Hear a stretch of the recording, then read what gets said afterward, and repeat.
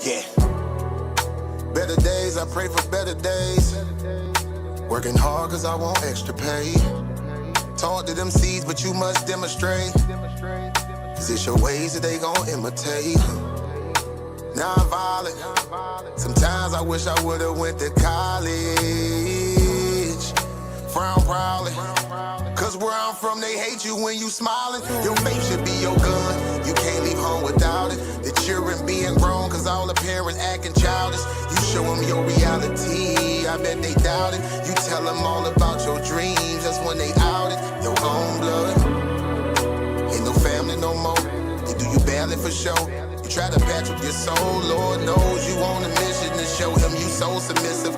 The prayer said in silence, you know the devil can hear him, pay attention. Know the war's within, how much time do you spend? Try to balance your zen, then again, losses is lessons. You tell me you trying to win, we know about saving money. You tell me you trying to spend that blood on it. Sweat, tears, you put that love on it. Your best years was just a dumb moment. You tired of going hungry, can't deal with fake making your life lonely. Your lack of faith that left your soul bony. But you gon' work and you gon' strive, do what it takes to survive. What is truth, what is a lie? You know that war's inside. Some get draped into the fake, they don't know what to decide. Wrong choice, meet your demise, keep that between you and I. You realize, some people you gon' let go, you visualize. The things you need to feed your soul is on the rise. They not gon' wanna let you go, but it's alright. It's cool to bury what's gon' grow. Went from wrong to the right and to the dark to the light. It was a hell of a fight. You give it all your might. Gotta hold on tight and you stay strong and precise. You fight the war that's inside, cause it might change your life. From wrong to the right and to the dark from the light. It was a hell of a fight. You give it all your might. You just hold on tight and you stay strong and precise. You fight the war that's inside, cause it might change your life. I ain't the person that I used to be. So what I do today ain't things that you used to see. Stay the same, no, things change usually. Some folk I may know might get reintroduced to me. Yeah, I ain't the person that I used to be. So what I do today ain't things that you used to see. Stay the same, no, things change usually. Some folk I may know might get reintroduced to me.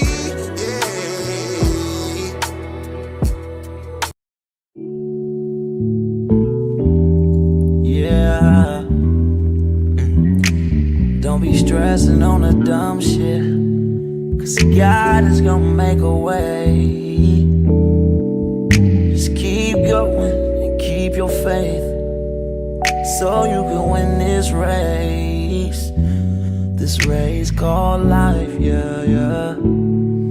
This race called life. This race called life, yeah, yeah. Race called life.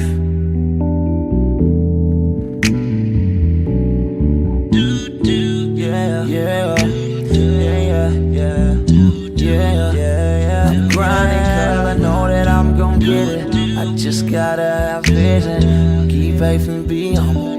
Have some patience with it. I've been A1 since day one, been always on my job. I never been a fake, never had to steal and rob. Cause I do good business, I'm too good with it. And even though I'm on this road, I'm still daddy to my children. You know I do good with them, and don't like being missing. But I hate when my bills are thicker and my pockets get thinner. But I can't stress upon the dumb shit, cause God is gonna make a way.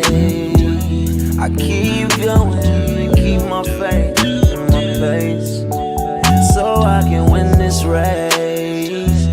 Win this race called life. This race called life. I'm just trying to win this race called life. This race called life.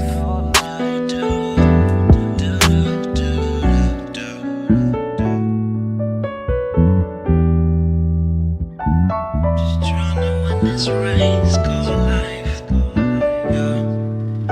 Race called life. I'm just trying to win this race called life, yeah. Yeah, yeah. I keep on running in this race called life, yeah.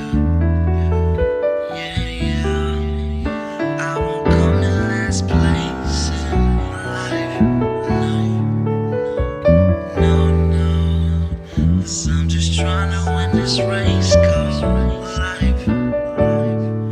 This race called life. Girl, I just gotta win this race called life. This race called life. Just gotta win this race called life.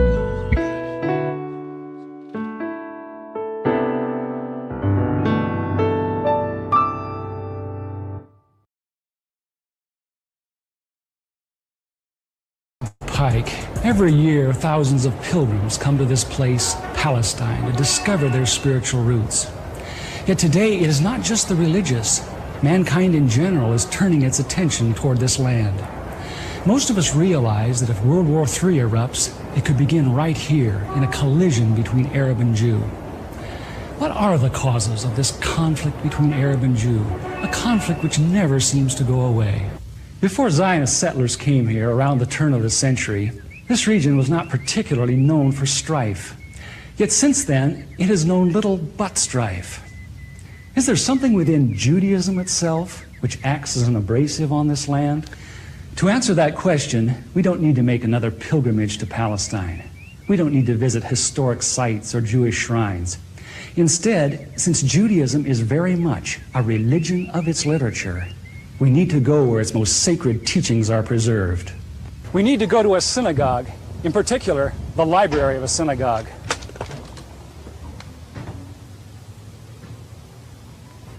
In every synagogue library, we find hundreds of books, but there are a few which tower above the rest in authority. These include the Encyclopedia Judaica, the Universal Jewish Encyclopedia, the Jewish Encyclopedia. In the oldest of these, the Jewish Encyclopedia, we encounter fascinating new perspectives on the inner teachings of Judaism, perspectives which are well known to most religious Jews, but unknown to Christians. Most Christians believe that the Judaism of the Old Testament is very similar to Judaism today.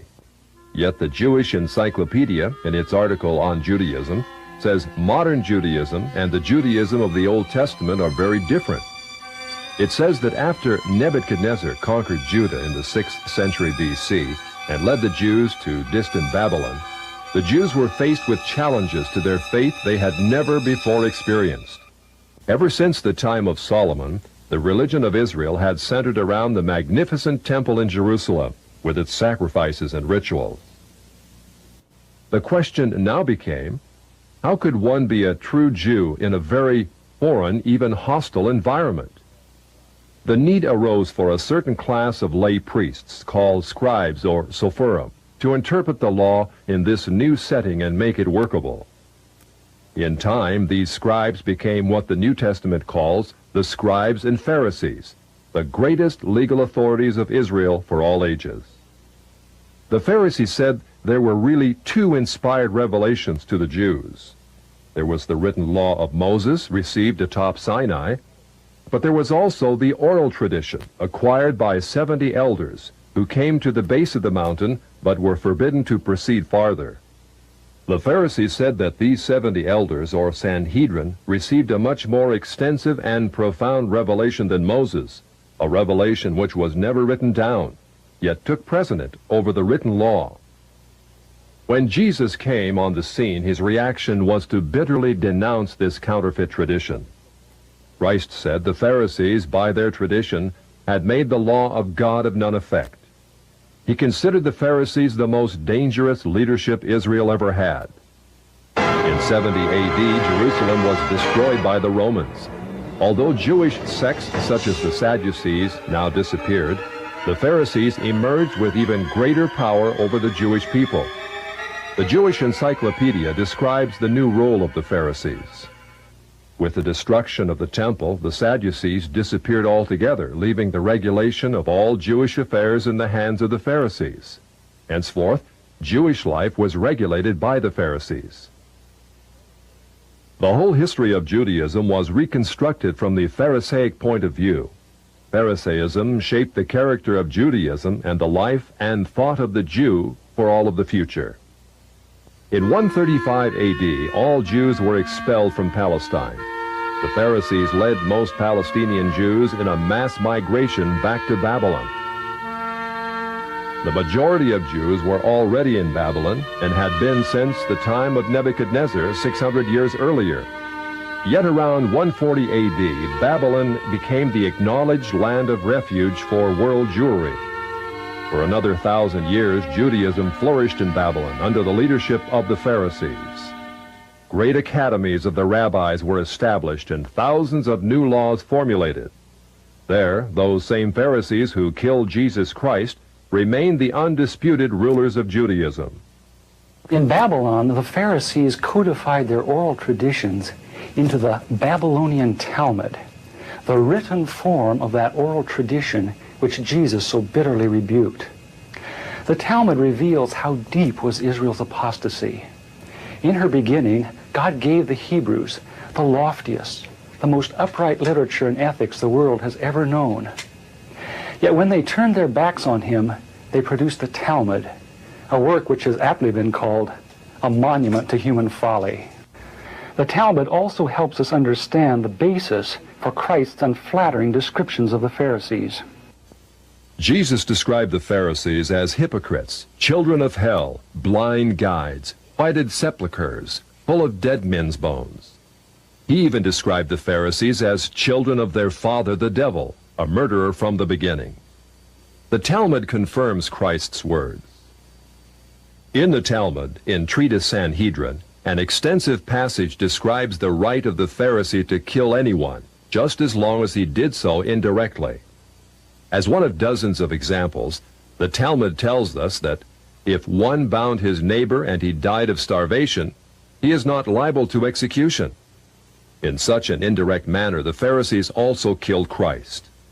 Manipulating the Romans to actually wield the spear and sword, the Pharisees claimed, as their descendants do today, that since the Romans were the direct cause of the death of Christ, it is the Romans, not the Jews, who are guilty. Christ also called the Pharisees adulterers, an adulterous generation. The Talmud provides generous loopholes for adultery. It says the penalty for adultery does not include sex with a minor, the wife of a minor, or the wife of a heathen. The Talmud also encourages seduction of unwed adolescent girls called designated bondmaids. But it's important how such rapes are performed. With the designated bondmaid, one is guilty only in the case of natural connection, but not in the case of perverse connection. The Pharisees reasoned that rape in a perverted manner is outside the jurisdiction of the law. Normal rape, however, was punishable. In Babylon, sexual perversion of every kind had been a way of life for millenniums. The Pharisees were deeply influenced by such practices. In 3 of the major treatises of the Talmud are found extensive passages which give legal endorsement to seduce and marry 3-year-old baby girls. In fact, many of the greatest rabbis of the Talmud, including Simeon ben Yochai, upheld this privilege. Today in Israel, thousands of Jews go to Meron every year to venerate the memory of Simeon ben Yochai, one of the most respected rabbis in the history of Judaism. In one of dozens of endorsements of child sex, Simeon ben Yochai said, "A proselyte under the age of 3 years and a day is permitted to marry a priest." Agreeing with ben Yochai, the great Rabbah said, "When a grown-up man has intercourse with a little girl, it is nothing, for when the girl is less than this 3 years and a day, it is as if one put the finger into the eye." The footnote to this passage says, "As tears come to the eye again and again, so does virginity come back to the little girl under 3 years." The same section confirms that sexual activity with small boys is in the same category. The intercourse of a small boy is not regarded as a sexual act. In addition to adulterers, Christ, in the story of the Good Samaritan, portrayed the Pharisees as racial bigots, too self-righteous to respond to the suffering of one who was not a Jew. It is true, because of the wickedness of the Canaanites, which included sodomy and infant sacrifice, Israel had been commanded by God to be harsh in her treatment of the inhabitants of the land. God made it clear that the Canaanites were not simply to be avoided, but destroyed. By the time of the New Testament, this method of preserving God's kingdom by separation and the sword had become obsolete, God no longer made a racial difference between men. But the Pharisees were unfazed by God's new agenda. The Talmud was finally written down nearly 5 centuries after Christ, yet its critical, even homicidal attitudes toward Gentiles might have been lifted out of the book of Joshua. However, the quickest way to grasp the Talmudic view of Gentiles is not directly from the Talmud, but from the Jewish encyclopedias. If we quote an isolated opinion from the Talmud, a rabbi may quickly object, saying, "But that is not the overall opinion of the Talmud. That is not the definitive view." What the Jewish encyclopedia provides us is a definitive overview of perhaps hundreds of rabbinic statements on any subject, giving us accurate summaries of what the Talmud generally teaches. In its article on Gentiles, the Jewish Encyclopedia begins to define what makes a Jew so different from a Gentile. According to the rabbis, only Israelites are men. Gentiles they class not as men, but as barbarians. Since Gentiles are not men in the fullest sense, so the Gentile is not a neighbor of a Jew. Further, since Gentile laws were too crude to admit of reciprocity, meaning too crude to be taken seriously, the Gentile was forever beneath the Jew. Gentiles were outlawed by God from the beginning, and thus had no property rights. The Almighty offered the Torah to the Gentile nations also, but since they refused to accept it, he withdrew his shining legal protection from them and transferred their property rights to Israel, who observed his law. Since the Talmud outlawed the child, or issue of a Gentile, as that of a beast, a Gentile had as little legal rights in a Jewish court as did an animal. The Talmud states that if a Gentile sue an Israelite, the verdict is for the defendant, the Israelite. Conversely, if the Israelite is the plaintiff, he obtains full damages. Because the Talmud conspires against Gentiles, if a Jew was ever caught telling a Gentile what the Talmud really says, such a person deserves death. So vile was the nature of a Gentile that the great Simeon ben Yohai said, "The best among the Gentiles deserves to be killed. The best of snakes ought to have its head crushed." Jews, however, are exalted beings in the Talmud, worthy of praise. Christ described the Pharisee who blessed himself, saying, "I thank thee, Lord, that I am not as other men." An eminent Talmudic rabbi says the same. "Blessed be thou, who hast not made me a Goy, or Gentile." There is a special antagonism between the Talmud and Jesus. The Talmud attacks him everywhere it can, even his mother. Mary, the Talmud says, was a whore who mated with carpenters. She who was the descendant of princes and governors played the harlot with carpenters. It naturally followed that the scribes declared Christ to be a bastard. In its article on Jesus, the Jewish Encyclopedia says that Jewish writings defame Christ. It is the tendency of all these sources to belittle the person of Jesus by ascribing to him illegitimate birth, magic, and a shameful death. Jesus, according to this article, was considered one of the 3 worst enemies of Judaism who came to an ignoble end. The Talmud says they subjected him to 4 deaths: stoning, burning, decapitation, and strangling. The Talmud also says he is now in hell, punished with boiling hot excrement. What is Christ's advice as he speaks to us out of hell? The Jewish Encyclopedia quotes Jesus as telling us above all to bless the Jews. He says, "Further their well-being. Do nothing to their detriment. Whoever touches them touches even the apple of his eye." Christians, as followers of the false prophet Jesus, also deserve death. The Jewish Encyclopedia again recaps the Talmud's position. A Gentile observing the Sabbath deserves death. It says the Talmud's hatred was probably directed against the Christian Jews. These Judeo-Christians, evasively called Min, Minit, or Minim, were considered by the rabbis to be the most dangerous form of heretics of ancient times. The New Testament Gospels were writings which the rabbis considered more dangerous to the unity of Judaism than those of the pagans. A Talmudic rabbi said, "The writings of Christians deserve to be burned, for paganism is less dangerous than Minute or Christianity." The Jewish Encyclopedia, in its article on Min, continues to illustrate the Talmudic hatred of Christianity. Again, we must remember, minim usually indicates the Judeo-Christians. It was forbidden to partake of meat, bread, or wine with the Christian. Scrolls of the law, tefillin, and mezuzot written by a Christian were burned. An animal slaughtered by a Christian was forbidden food. The relatives of the Christian were not permitted to observe the laws of mourning after his death, but were required to assume festive garments and rejoice. The testimony of a Christian was not admitted in evidence in Jewish courts, and an Israelite who found anything belonging to one who was a Christian was forbidden to return it to him. The Pharisees, through their Talmud, thus gave the Jews an ethic which encouraged bigotry and isolation. But it did worse than that. It invited persecution. By the 11th century, the inhabitants of Babylon, growing weary of the self-righteousness and dishonesty of the Jews, expelled them to the west. Migrating across North Africa and Central Europe, the great majority of Jews who had lived in Babylon for almost 1,600 years now began to find their destinies in the cities of the West. Yet in coming to the West, found their Christian neighbors extremely intolerant of the antisocial deviations Jews had taken for granted in Babylon. In order to survive, it was necessary to abandon such Babylonian traditions. But that was not as easy as it sounds.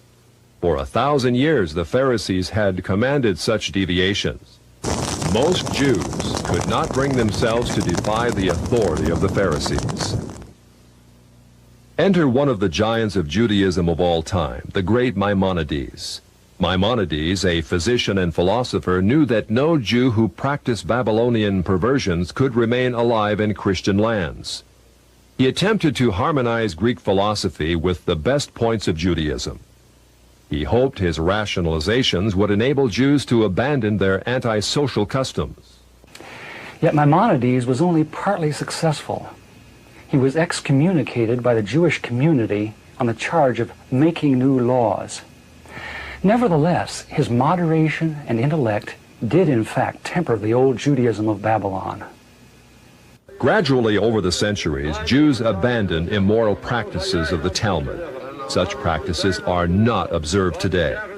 In fact, most Jews are so ignorant of the Talmud itself that they do not even know that such teachings exist within their sacred literature. Yet the fact remains that when the Jews came to the West in the Middle Ages and attempted to accommodate the Talmud to Christian society, a tremendous conflict was created. In Babylon, Judaism could be perfectly consistent with the teachings of the Pharisees because the Babylonians were immoral as well. In Christian lands of the West, it became necessary to pretend that many of those teachings did not exist. Even today, religious Jews continue to venerate the Pharisees and their Talmud as the greatest source of light that Judaism will ever know. Yet, living in Christian lands, no Jew can fully perform what the Pharisees commanded. This conflict in Jewish responsibility has created a dilemma over the last 1,000 years from which Jews in the West have not emerged. Yet even before Maimonides came on the scene in the 12th century, another dilemma was being created in Judaism far to the east. This was a dilemma not concerning the doctrines of the Jews, but over who actually was a Jew. In their articles on Khazars, the Jewish encyclopedias tell us that in the 8th century A.D., Jewish missionaries ventured north of Babylon to the land of the Khazars between the Caspian and the Black Seas. Khazaria was a vast grassland on what is now the plains of southern Russia, inhabited by a race of merchants, artisans, and warriors of Hunnish Turkish stock. About 740 A.D., the king of the Khazars converted to Judaism and made it the state religion. Incredibly, within a few centuries, the people of Khazaria convinced themselves that they were not Gentiles after all, but the physical descendants of Abraham. Thus, by the 10th century A.D., a nation of proselyte Jews thrived in what is now central Russia.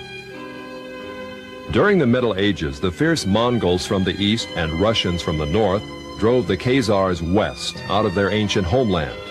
Most settled in Eastern Europe, especially Poland, where they established communities of artisans and traders. Judaism thus became divided into two basic groups which remain today: the Ashkenazim, which are the Khazars of the east, and the Sephardic Oriental, which are Jews of Spain, Turkey, and lands bordering on the Mediterranean. Today, the Ashkenazim, or Khazars, are the vast majority, about 80% of those who call themselves Jews. The two most recent premiers of Israel illustrate these two racial types. Shimon Peres is a Sephardic Jew from authentic Jewish stock. Yitzhak Shamir, like Menachem Begin, is Ashkenazim or Khazar in origin. In Poland, these ancestors of most modern Jews thrived. In fact, they actually became more zealous Jews than their theological cousins to the west, the Sephardim. The Khazars were fascinated with that mystical aspect of Judaism called Kabbalah. Kabbalah was the Jewish form of ancient Gnosticism, a belief that God is unconscious yet everywhere, revealed in different levels of refinement throughout the universe. Of course, Judaism was always unique among ancient religions in its belief in a single conscious God, a God not only capable of creating the worlds, but of punishing evil and rewarding good. Like Eastern religions, however, the Polish Kabbalists believe that God in his purest form is utterly remote, unknowable, without opinions about right and wrong. Instead, his being filtered down through many gradations or sephirot until it reached Israel. Israel, according to the Kabbalah, was the visible, rational emanation of God in this world. Below Israel was confusion and darkness, represented by demons and the chaotic world of the Gentiles. What excited the Khazars was that Kabbalah preached revolution. It said that Jews, as superior beings, were destined to rule the world. In the Zohar, which is the written text of Kabbalistic lore, we find the arrogance and ambition of the ancient Pharisees very much alive. In a typical passage, the Zohar teaches, living soul refers to Israel, who have holy living souls from above, and cattle and creeping thing and beasts of the earth to the other peoples who are not living soul. Only by the overthrow of the Gentiles, the Zohar asserts, can Israel regain its position as God's Shekinah glory on earth. The Zohar calls Gentiles Amalekites. In a passage typical of many, the Zohar says they caused the destruction of the temple, so when God reveals himself, they will be wiped off the earth. Redemption will not be complete until Amalek will be exterminated. But once Israel shakes off Gentile dominion and Christian influence, heaven will descend to earth. The Zohar says Israel will fulfill her predestined role, ruling the world under the leadership of her Messiah. Since the Kabbalah or Zohar was not merely a theological system, but taught the overthrow of the existing order, it was natural that before long Jews should begin to put it into practice. With the age of Voltaire and the so-called Enlightenment during the 18th century, we see a host of Jewish Kabbalists migrating west out of Poland and penetrating the very capitals of Europe. Jewish wonder workers, Bolshems as they were called, Saint Germain, Cagliostro, Frank, Falk, men of vast wealth and mystery came upon the European scene at the end of the 18th century. In Europe, in the years preceding the French Revolution, the foundations were laid for a new order in the world. Kabbalists such as Adam Weishaupt helped establish the ultra-secret Illuminati, which became a cover for plots and intrigues that would begin the erosion of Christian civilization. At the same time, beginning with Jewish philosopher Moses Mendelssohn, many Jews began to perceive their religion not simply as a means of personal salvation, but as a way to reform society at large. Many Jewish activists said that, starting with such revolutionaries as Moses and the prophets, Israel had always had the social objective of righting injustice and taking the part of the downtrodden.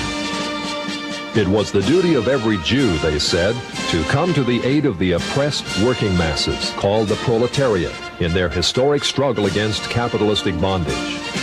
Many Jews thus came out of the ghetto and took part in all the great revolutions of the 19th century, including the Revolution of 1829 and the Revolution of 1848. It is thus not surprising that as the 20th century dawns, we find Jews turning their attentions to the overthrow of one of the last monarchies still opposing Jewish advancement, the Romanov dynasty of Russia. It is well known that the Jews had long hoped to overthrow the Tsar. It was natural then that Jewish philosophers such as Moses Hess and Karl Marx should contrive a philosophy that could make such overthrow possible. It was also natural that international Jewish bankers of New York, London, and Hamburg should finance it. The U.S. State Department, in its 3-volume report on the origins of communism in Russia, published in 1931, reveals how Jewish-controlled German banks under the leadership of Max Warburg conspired as early as 1914 to send large payments to Lenin, Trotsky, and others in their attempts to bring down the Tsar. As part of this conspiracy, Jacob Schiff, head of the New York Jewish banking house of Kuhn Loeb, invested at least $20 million, which would be close to $1 billion today, toward the establishment of Bolshevism in Russia. In its article on socialism, the Jewish Encyclopedia, published in 1905, really admits that Jews in Russia were ripe for revolution.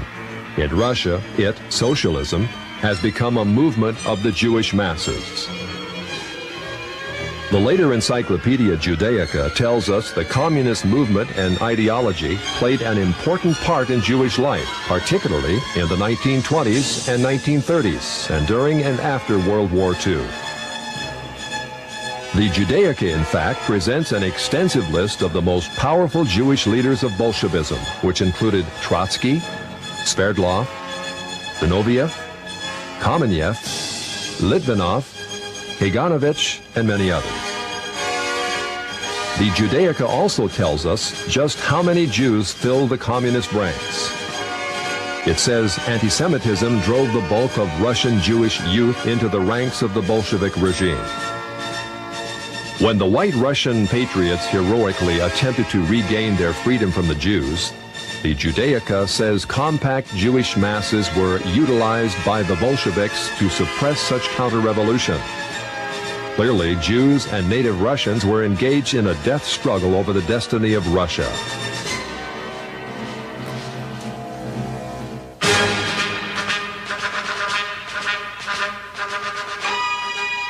Unfortunately, the Jewish masses won.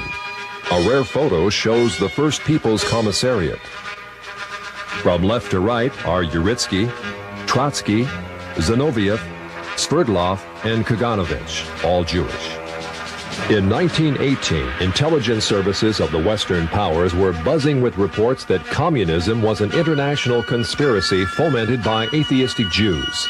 British, Dutch, American, and other intelligence reports confirmed that Jews filled the Bolshevik ranks and that as much as 75% of all Soviet commissars were Jewish. In the Illustrated Sunday Herald of February 8, 1920, Sir Winston Churchill commented on what had almost become public knowledge. There is no need to exaggerate the part played in the creation of Bolshevism by these international and for the most part atheistical Jews. It is certainly a very great one. In the decades following the revolution, the question became, how much influence do the Jews still exert on the Soviet experiment? Although many of the Jewish kingpins in Bolshevism perished in Stalinist purges in the late 30s, none other than Nikita Khrushchev gives us an eye-opening view of just how many Jews were still in the Soviet government. Speaking to a delegation of French socialists, Khrushchev admitted in 1956 the government has found in some of its departments a heavy concentration of Jewish people, upwards of 50% of the staff. Because communism has historically been top-heavy with Jews, the Soviet policy of so-called anti-Semitism, much protested by Jews in the West, may in reality be but a ploy to distract the world from communism's Jewish past. Although most Jews have indeed been removed from high-profile positions in the Soviet hierarchy, over the last 30 years, still Jews remain highly favored when it comes to immigration to the prosperous West. Since World War II, more than 1 million Jews have been allowed to leave the Iron Curtain, sometimes in waves of up to 52,000 a year. This contrasts to the grim reality that if even one Gentile attempts to escape, he would be lucky to receive only 15 years in prison. Jews, then, have played an enormous role in the Soviet experiment. Yet, as the Jewish Encyclopedia, in its article on socialism, again tells us, the passion of many Jews to socialize the world was not confusion. As peddlers of socialism, it tells us, Jews must be reckoned among the pioneers of the socialist parties in America. As a case in point, a flood of socialistic Jews entered the FDR administration and helped pioneer the New Deal for America.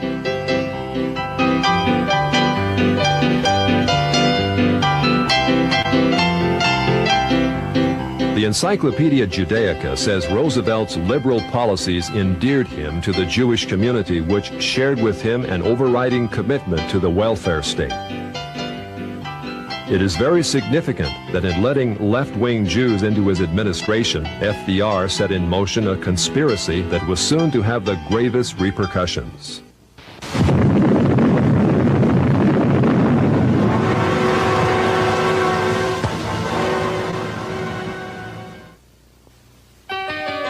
As part of his policies, FDR had a German communist, Klaus Fuchs, a scientific genius who helped mastermind the atomic bomb. Yet Fuchs also headed a ring of 8 highly influential Jews who delivered the entirety of our atomic technology to the Soviet Union in the early 1950s. They included Julius and Ethel Rosenberg, David Greenglass, Harry Gold, Sidney Weinbaum, Morton Sobel, and others. Of the 10 convicted for espionage, no less than 8 were Jewish. Later in 1957, it was discovered that the Jewish Soblin brothers delivered massive defense secrets to the Russians. They acted upon the orders of the Jewish head of the Soviet secret police, Beria. The most recent example of such treachery is the Pollard spy case, in which Jewish spy Jonathan Pollard and his wife delivered thousands of top-secret documents not to Moscow, but to Tel Aviv. All Jews, of course, are not communists, spies, or even liberals. A small minority of conservatives like economist Milton Friedman, publisher Natty Loeb, and Senator Barry Goldwater are eloquent reminders that Jews are represented on the right as well as the left. Nor should we forget that many Jews have contributed disproportionately to the good of mankind, especially in such areas as medical research, science, and the arts. Such Jews deserve our heartfelt gratitude. Never should we indict Jews as a whole for the misdeeds of some. Yet the fact remains that historically most Jews have favored the liberal agenda. Many have gone as far left as communism. For example, in the late 40s, intensive investigations by the U.S. Justice Department revealed a disproportionate number of Jews in the American Communist Party. In 1949, the 11 members of the American Politburo of the Communist Party were convicted. 6 were Jews. In 1951, the second-string Politburo was indicted. Of 21 arrested, 14 were Jewish. Also in 1951, 15 top West Coast communists were indicted. 6 of the 15 were Jewish. Break left. During the Vietnam conflict, while American boys died by the tens of thousands, Jews dominated the communist New Left in America. The Encyclopedia Judaica says the New Left included a disproportionate participation of Jews in the leadership and sometimes also in the ranks. It continues, Jews have been active in the United States in all radical movements, socialist and communist, old left and new. On almost every major campus in which the New Left was active, Jews were prominent in the leadership. Typically, they formed between a third to more than half the leadership and members. Jews also dominate the American Civil Liberties Union, a left-wing front which has tirelessly opposed such fundamental values as prayer in the schools, effective criminal prosecution, even the Pledge of Allegiance. The ACLU has been the subject of frequent congressional scrutiny. As early as 1931, a special congressional investigating committee prophetically described a role which has become all too familiar in recent years. It claims to stand for free speech, free press, and free assembly. But it is quite apparent that the main function of the ACLU is to attempt to protect the communists in their advocacy of force and violence to overthrow the government. Today, the ACLU is led by Jewish National Director Ira Glasser, the fifth national director in its history. According to a 1977 ACLU survey of membership, 27.3% of ACLU leaders were Jewish, 21.4% of members. The feminist movement, with its agenda of free abortions and lesbian rights, also contains a lopsided number of Jews in its national leadership. The three most influential feminists, Gloria Steinem, Bella Abzug, and Betty Friedan, are Jewish radicals. Jewish producer Norman Lear also heads People for the American Way, the liberal antagonist to Jerry Falwell's Moral Majority. People for the American Way videotapes every broadcast of national TV evangelists in hopes of ruining their ministries. Why does such Jewish-led radicalism prosper? Largely because the television media promotes it. And who owns the media? In its article on television, the Encyclopedia Judaica reveals that the big three television networks are Jewish-founded and controlled.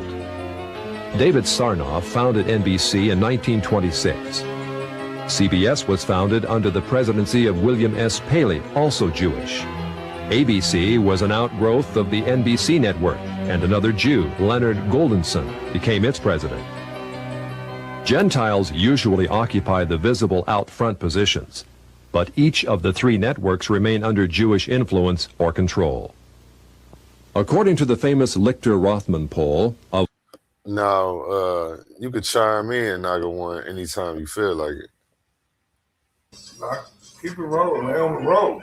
All right. 104 top-level media executives, published in Public Opinion magazine, Jews also dominate the lower levels of network broadcasting.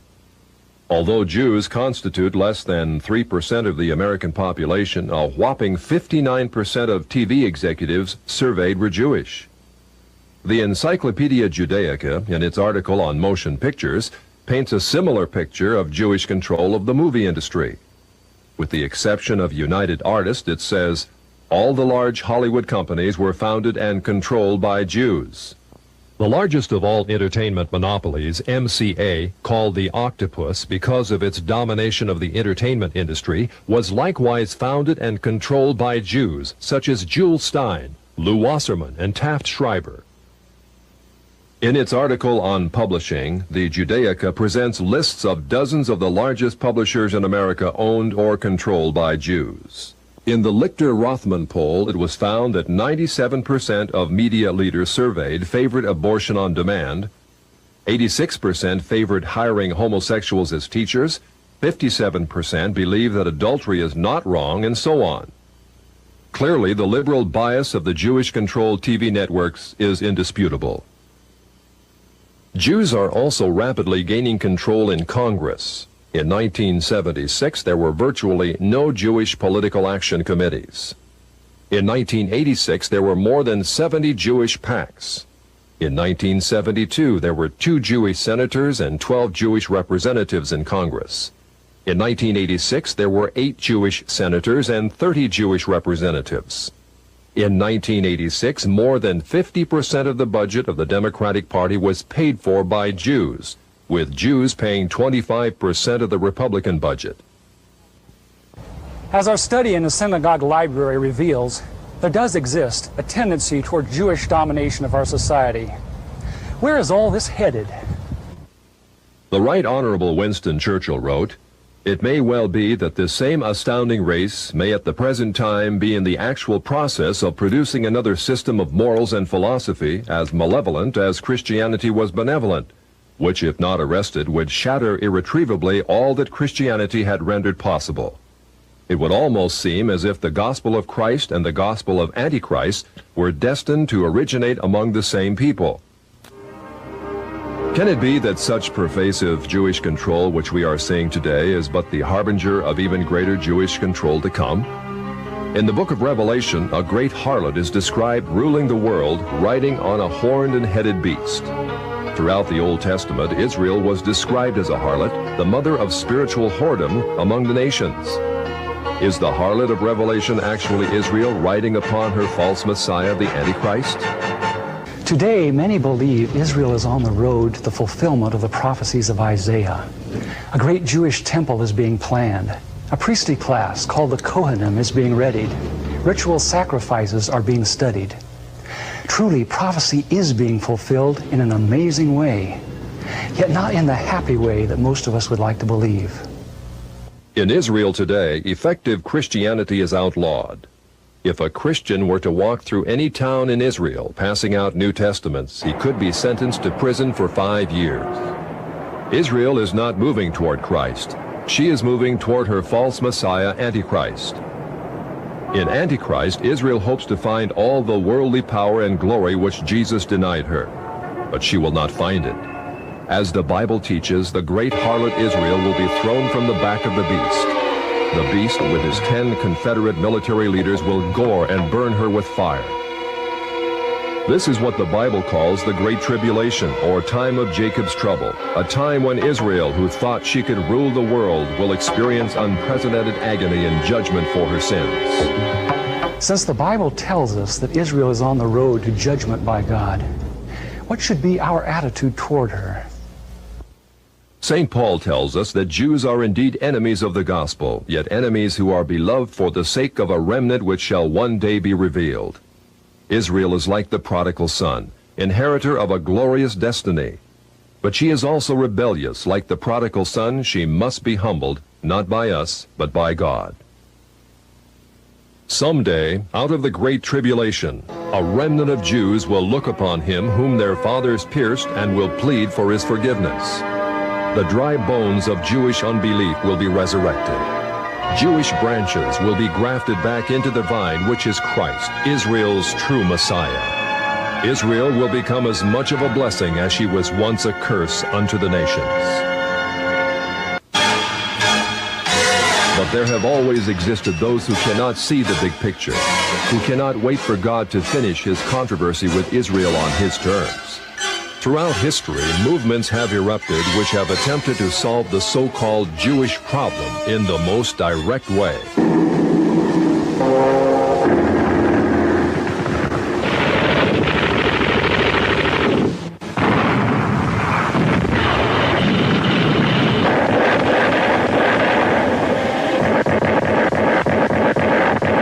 Yet all such anti-Semitic movements have ended in defeat. Defeat because they refused God's terms and instead resorted to violence and slander. Elevating themselves to racial superiority and debasing Jews as racial degenerates, anti-Semites have become loathsome to all mankind. In contrast, the Bible presents the perfect approach to this problem. All the prophets were heavily burdened, even angry at the transgressions of Israel. Yet when they spoke out, it was as God led them. When they chastised the people, it was not in the arm of flesh. Vehement as they had to be in denouncing sin, they never became bigots. Their message was on the highest ethical level. They told Israel she was sinful, not because she was racially degenerate, but because she had broken God's law. As would be expected, all the prophets were accused of being negative, even anti-Semitic.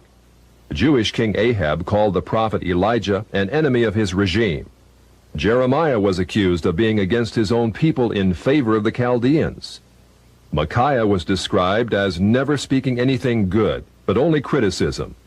Even Christ and the apostles were called enemies of the Jews, yet they spoke out. The great figures of the Bible provide a pattern of how we should respond to the Jews today. The prophets and apostles preached the good news to Israel, yet they were very wary, very realistic concerning rabbinic deception. Our Lord warned us to beware of the leaven of the Pharisees. Considering the Pharisaic origins of modern rabbinic Judaism, his words can only mean, be wary of rabbinic Judaism. As we saw earlier, rabbinic Judaism is inherently ambitious. it will forever attempt to establish itself as the dominant factor in society. If Zionism is unnaturally encouraged, as it has been by the church over the last century, then it will rise to a position that is intolerable. Inevitably, mankind, smarting under its presumptions, will rise against it in new waves of anti-Semitism. An angry humanity will pit itself against the Jews. The Jews will fight back. This is what is happening in the Middle East today, as Jew and Gentile quarrel over the land of promise. Who owns this land? In her beginning, God promised that through the physical people of Israel, a spiritual blessing, Jesus Christ, would be given to the world. Just as a physical people was necessary, so also was a physical land. Throughout the Old Testament, God repeatedly tells the Hebrews that the land of Palestine is promised to them and their seed forever. Yet in order to occupy this land, Israel must be obedient to him. If not, God repeatedly demonstrated in the Bible that he would actually invite the peoples surrounding Israel to invade and occupy. Only when the Hebrews finally cried unto God in repentance did he allow them to possess a land dedicated to obedience. God's demand for obedience is thus a standard before which both Christian and Jew must bow. Moses, a spiritual colossus, wanted to go into the land, but God would not let him because of one infraction. Today, Israel has rejected God's Son for 20 centuries and given first allegiance to those who crucified him, the Pharisees. Yet we are told that God is delighted that they dwell in the land. Does obedience no longer matter? It does. Someday, as in the days of Joshua and Nehemiah, Israel will give God the obedience he demands. They will return to this land in blessing. But until that time, as long as Israel continues to force her unbiblical occupation on the Arabs, this region will only know strife. The Arab world will continue to try to expel the Jews.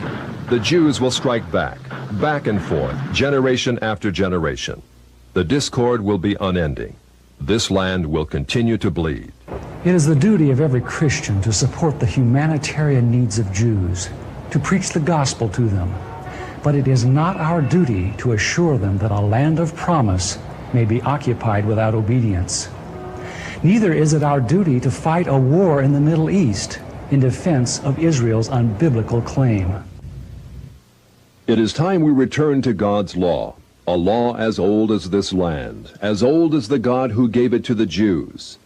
If we ignore God's requirement of obedience, we only postpone that glorious day when Israel will become what she was meant to be, a place of rest and healing to the nations.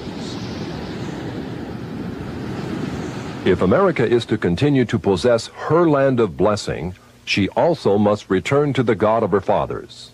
It is true, the Bible prophesies that Jewish international control, or Babylon the Great, will gradually come to dominate the world.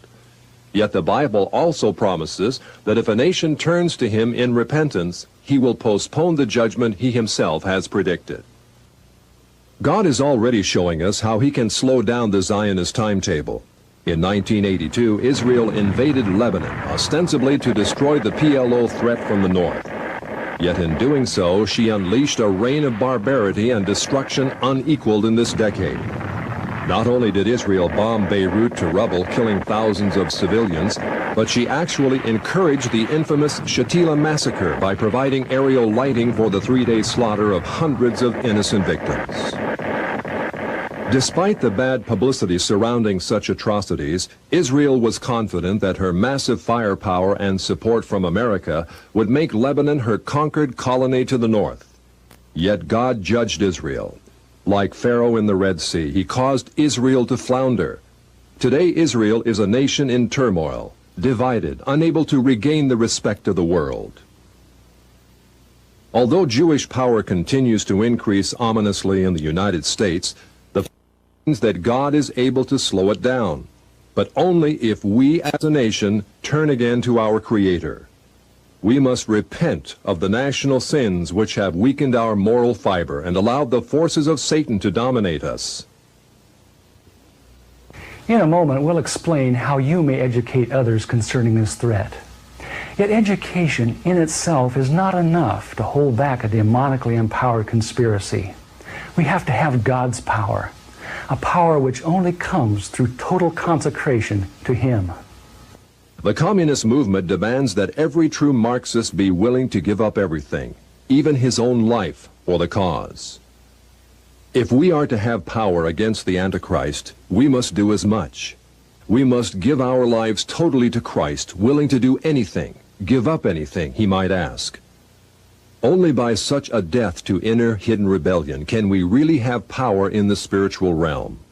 Only by such sanctification can we know what it is to walk with God as true Christian soldiers, capable of action, but also of hearing the Holy Spirit's voice of love and restraint. The first step toward holding back Zionist expansion is thus: national revival, a transformation of hearts that begins in each one of us and then spreads across this broad land. But just as importantly, the church in America must turn from its unconditional support of Israel. For 3/4 of a century, the church has aligned itself with bloody and arrogant men in the Middle East. In bidding them Godspeed, it has become a partaker of their injustices. Tragically, such a policy has alienated the Muslim world from the gospel. Because the church has historically ignored the plight of the Palestinians and sided with their oppressors, the Israelis, the Arab world has closed its ears to the message of Jesus Christ. In fact, by giving unconditional approval to Israel, the church, more than any other institution, has helped build up the walls of that system, which will ultimately become Babylon the Great. The church must now face the fact that Israel today is not the fulfillment of the sublime prophecies of the Old Testament, prophecies which are conditional upon obedience. Instead, modern Israel is the first stage in Satan's plan to take this world from Christ and give it to Antichrist, Israel's false Messiah, who will rule the world from Jerusalem. This scenario is borne out by none other than Prime Minister David Ben-Gurion, one of the great founders of Israel. Recorded in an astonishing article in Look magazine, Ben-Gurion predicted that a one-world system presided over by Jerusalem will be set up in the near future. All continents will become united in a world alliance, at whose disposal will be an international police force. All armies will be abolished, and there will be no more war. In Jerusalem, the United Nations, a truly United Nations, will build a shrine of the prophets to serve the federated union of all continents. This will be the seat of the Supreme Court of mankind, to settle all controversies among the federated continents, as prophesied by Isaiah. Ben-Gurion's vision of Israel in dominion of the world is identical with the vision of the great harlot, ruling the nations, as given in Revelation 17. Yet it's a vision which may be postponed. If enough of God's people rededicate themselves to Him and turn from support of a system which seeks their ruin, then Zionist world control can be turned back, at least within our time.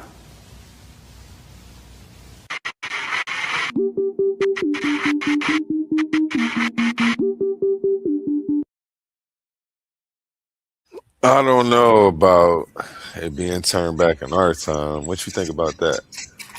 I mean, everything he spit on there, that was all facts. I mean, the Jews, the so-called Jews today, are the Khazarians. Like, if you go do the research, you will see that in the beginning, Ashkenazi Jews only made up like 3% of the Jewish population, and then like over the centuries, they ended up being 97% of the Jewish population. The population? Yeah, you got to ask yourself where the rest of the other Jewish population come from. I mean, where did they go? Well, you mean they went from 97 to 3, or they went from 3 to 97? Well, let me see if I can pull it up for you. Yeah, pull it up. Share it on the screen. Show the people what you're talking about. You feel me? That was Ted Pike, man, a Christian pastor. So that's how some of the Christians talk about the small hats. And we're gonna do a video on how some of the So small check hats it out. talk about the Christians. Now, this is just a simple Google search, right? And this is just Wiki. You can go straight to Wiki and find this. Nothing amazing. Nothing amazing. Where is it at? Right here, There you read go. it. There you go. Hold on. Oh, see. Right here, it's this paragraph right here. Read it. I don't know why I won't share. Hold on. Okay, I gotta remove this. Gotta zoom in on that. I said zoom in on that. All right. Here we go. Where you want me to start at? As a proportion of Jewish world's Jewish population. You got a TV on right behind you? Now I'm finna mute out. Okay. As a proportion of the world Jewish population, Ashkenazism were estimated to be 3% in the 11th century, rising to 92% in Now pause right there. 1930. Pause right there, cuz. How you go from 3% in the 11th century? Now we all know 11th century is like 1100 AD, right? How you go from being 3% to 92%?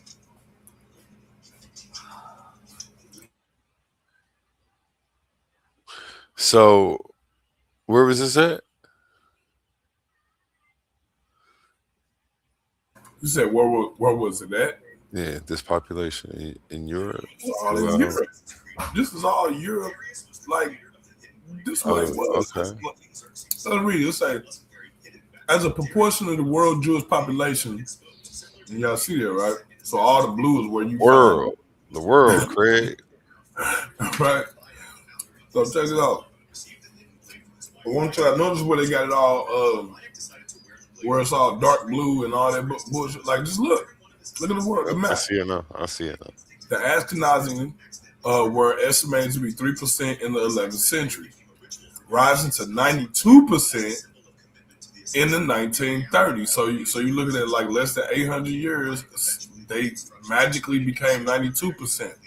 Right. So where did the 97% go? Like when in the 11th century, before the 11th century, when they only made up 3% of the Jewish population, where did the other 97% go for them to rise up to be the 92? You see, you can't say Ashkenazis were 3% in the 11th century, and then 800 years they became 92%. How was that possible? Did the other 97% of the Jewish population just stop breeding or something? What happened to them? You mean the other 97% of Europe? The other 7%? The other Europeans, where did they go? That's the question. Well, no, see, because all the other Europeans aren't being considered Jews. It's only this particular group that's being called Jews. I understand that, but how did the population go from 3% to 92% in 800 years? That's the question. Yeah. How did they go from 3% to 92% in? Was there migration going on, and a lot of people left? Because that is the crazy. Ashkenazi population significantly diminished by the Holocaust carried out by Nazi Germany in World War II, which killed around 6 million Jews. King J says practically every European Jewish family. King J says it looks as if they migrated down from the Caucasus into the Levant. Who did? King J says that. The comments on the screen right there. I put some links in the private chat. Go ahead, show them. Put them up. All right.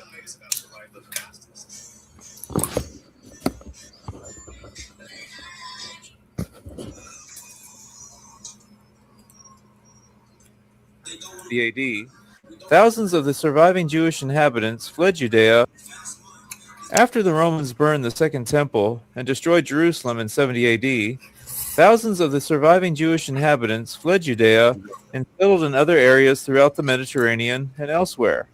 Over the passage of time, a significant number of Jews established themselves in Germany, primarily in the area known as the Rhineland. During the medieval period, the Jews living in Germany identified themselves as Ashkenazim. The German Jews adopted the title of Ashkenaz for a couple of reasons. One, to distinguish themselves from other Jewish communities, such as the Sephardic Jews of Spain, and to signify the geographical location in which they built a civilization. For the name Ashkenaz is found in the Bible, where in Genesis chapter 10, verse 3, Ashkenaz is listed as the grandson of Japheth, one of the three sons of Noah. Now, traditionally speaking, it is believed that the descendants of Japheth went on to settle within the territories of Europe after God came down and confused the languages of Babel. And this European location, namely the Rhineland, was discerned by the Jews as a land of Ashkenaz. Additionally, though the Jews claimed descent from Shem, Noah's second son, these Semitic peoples took upon themselves a non-Semitic title in order to cement their identity as European Jewry. Even though what has been presented thus far regarding the origins of the Ashkenazi Jews may stem from a more mainstream account, there has also come down to us a quite popular theory which associates the Ashkenazi Jews with a Turkic tribe which originated from Central Asia, who in turn converted to Judaism in the 8th century of the Common Era. And these Turkish converts to Judaism are identified as the Khazars.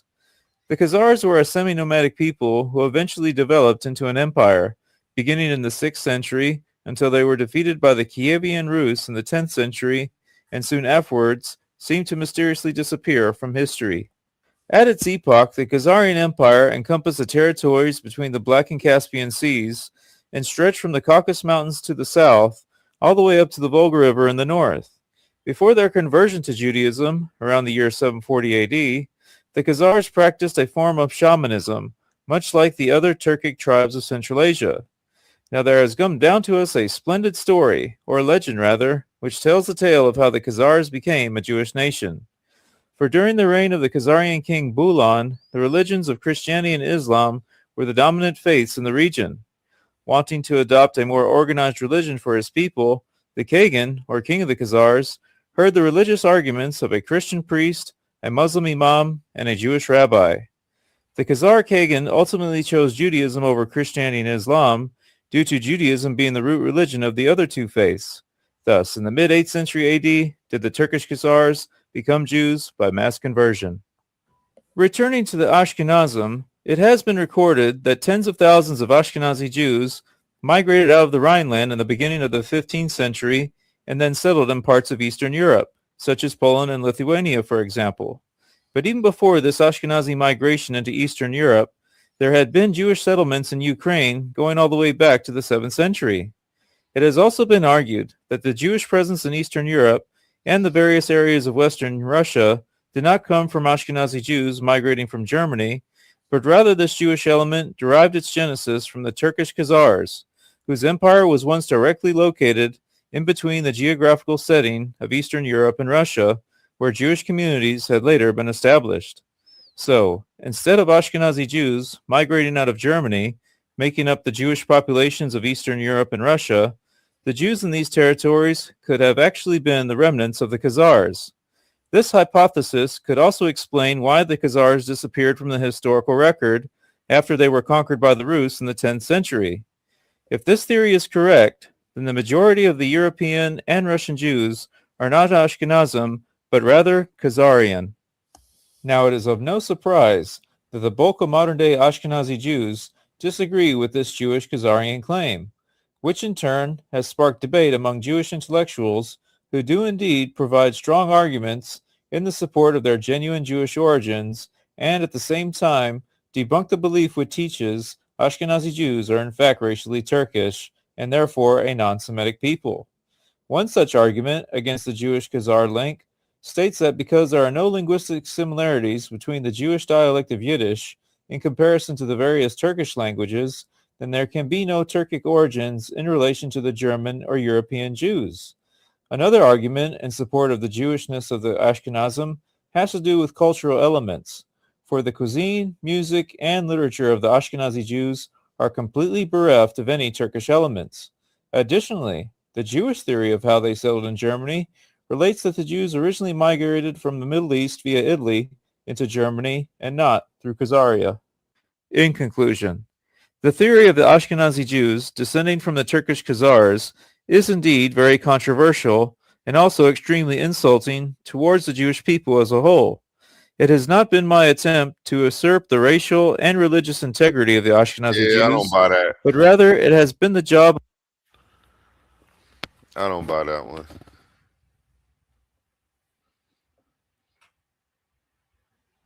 In 3 weeks. There's a new next-gen There you AI, go, but you know. and it's so lifelike that people genuinely question if it's actually breathing. But Now, here's the Khazarian hypothesis.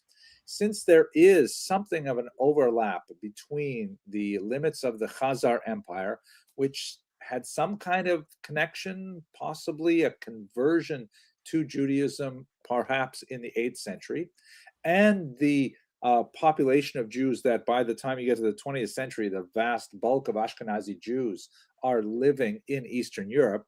The Khazar hypothesis says that the Jews that call themselves Ashkenazim coming from Eastern Europe are not descendants of the German Ashkenazim. They are actually descendants from the Khazars, and that's the well, that's it in a nutshell. Now, why should we care about this is something that we'll talk about in the next video, but that's the essence of the Khazar hypothesis, that the Jews who originate from Eastern Europe are primarily descended from this Turkic tribe living in Central Asia. Perhaps one of the most significant thinkers and writers on this period is Professor Shaul Stamfer of Hebrew University. Great scholar, has written quite a bit on Eastern European Jewish history, and he's published quite a bit on Khazaria in particular. He has a very jaundiced view of the entire conversion process as a whole, the entire conversion story, which I'll speak about in the next video. But he says there are a few really clear reasons why we can say that Ashkenazi Jews are not descended from the Khazars. First of all, there is no DNA evidence to support this. Now, if you go back in my earlier videos, as I've been doing these over the last 10 years, there's been growing amounts of data, and you'll see slight changes even in my own presentation because of the appearance of new data. DNA evidence is one of the most exciting tools that historians have in their, toolbox. And when it comes to the question of biological descent, DNA to evidence. halachic identity, Jewish identity by Jewish law, which is a different thing, although they tend to overlap like a Venn diagram. It's really clear that there's no DNA evidence or a very tiny element of DNA evidence to support the idea of a Khazar origin to Eastern European Ashkenazi Jewry. Now, one exception to that rule is the Professor Eran El-Haik, who's written some interesting things on this, but he remains controversial, and most scholars are not accepting the research that he's presented specifically on Khazaria. Now, without being a scientist and be able to get into the real nuts and bolts of this, what I've read about this is that he prepared in 2013, I think it was first published, an analysis of about 1,300 Y chromosomes, 1,300 people looking at their Y chromosomes to try to see what the similarities were between Jews and about 75 odd other nationalities. Unfortunately, the sample was really, really small. Of the Jews, only 8 fit the specific parameters that we're looking at right now. That's a tiny number to really make huge statements about the vast majority of Ashkenazi Jews. Secondly, more significantly, the number of Khazar individuals studied were precisely 0, because there are no Khazars today. And in fact, we haven't had any Khazars for about 1,000 years. There has been no one walking around who claims Khazar. Look, how can you if they all claim to be Jews? Look, I don't know, it's like logically fallacious, right? So they're saying, oh, we don't have no Khazarian people to test the DNA against because they don't exist anymore. Yeah, but that's because y'all don't call yourself Khazars anymore. You call yourself Ashkenazi Jews. So the Ashkenazi Jews are researching if Ashkenazi Jews are Khazars, and they're finding zero Khazarian DNA. You don't say. You don't fucking say.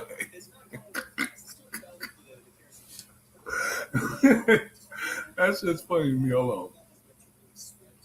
Our descent to whom we can go to for genetic data. In other words, you can't compare Jews to Khazars if you don't have any Khazars to actually say, oh, you're a Khazar. Great, let's take your DNA.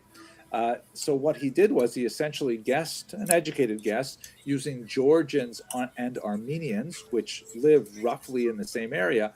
But with 1,000 years of population movement, it's really hard to say that that's reasonable at all. So it's considered widely to be a very unreliable estimate, and most scholars, particularly most historians, are not accepting this limited data evidence to suggest. Keep in mind when he say most scholars are rejecting it, what he means to say is most Jewish scholars are rejecting it.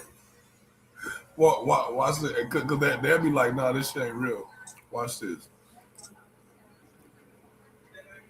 If it's not real, then why would you type in Khazarian conversion, right?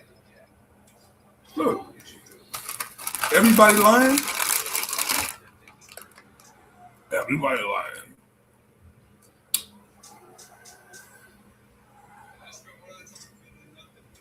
Try this. Empower your students to be more authentic, impactful writers with Grammarly's comprehensive AI writing assistance. Use